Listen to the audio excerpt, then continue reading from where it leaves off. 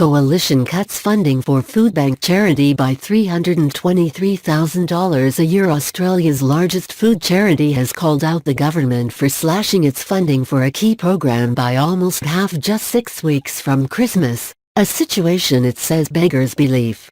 Foodbank helps provide pantry essentials to more than 710,000 Australians impacted by natural disasters or economic hardships through its Key Staples program, which sees the organization work with manufacturers, suppliers and transporters to provide rice, flour, cereals and canned goods to 2,600 charities and 1,750 schools around the country. But in the third cut to its federal funding since 2014, Foodbank Chief Executive Brianna Casey said the government was now asking the organization to absorb another cut, which would leave it with less than $430,000 a year for a key program. 3 years ago, the organization received $1.5 million a year to do the same job. The latest cut, which works out to about $323,000 a year, comes into effect from January 2019, impacting contracts and arrangements the organization already had in place. I just cannot fathom why this is happening at all, let alone at one of the most challenging times of year for vulnerable Australians and our drought-affected communities, Casey said in a statement. Earlier this month, the Social Services Minister Paul Fletcher announced $4.5 million would be allocated to 3 organizations, Foodbank, Second Bite and O's Harvest, as part of a $204.5 million emergency support funding package. This funding enables community organizations to get food supplies to many Australians impacted by crisis, including those currently doing it tough in the bush, Fletcher said. And we can pay for these vital grants by keeping our economy strong and the federal budget on the path to surplus. In a statement, the minister defended the decision and said overall funding for food relief programs had not been cut. After applications from 6 NGOs, it's now being applied to 3 organizations, Foodbank, O's Harvest and Second Bite, instead of 2, he said. The allocations were made after a rigorous, competitive selection process, managed by the Department of Social Services. Foodbank does excellent work in the food relief space. They've received $1.925 million in the latest round of grants, more than any other organization.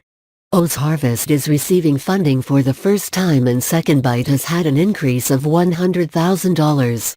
Emergency relief is being provided to 89 regions covering all of Australia.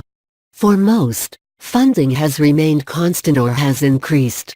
Guardian Australia understands the $4.5 million had originally been budgeted over 3 years for 2 organizations, but with the government now spreading it across 3, Foodbank's Key Staples program was cut. Foodbank works by utilizing relationships with suppliers, who either subsidize or donate stores, which is then sent to manufacturers who produce and package the goods using spare production capacity.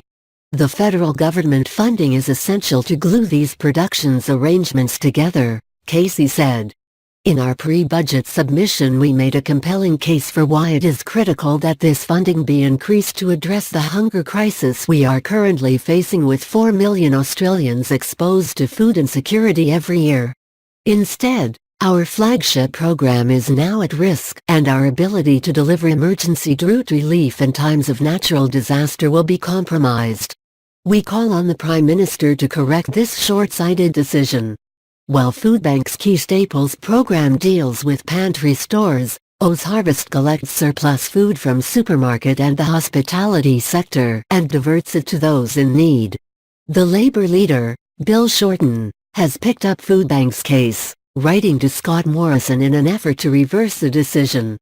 Foodbank uses this modest amount to secure more than $8 million worth of essential food for hungry Australians. All of this is now at risk, he writes, in the letter seen by Guardian Australia.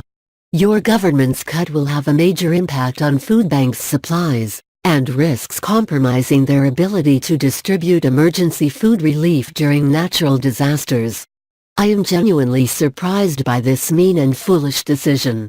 The situation is similar to the situation charity founder Father Chris Riley found his Youth Off the Streets organization in last month, after a change in funding instruments left the education arm of his charity with a $630,000 debt.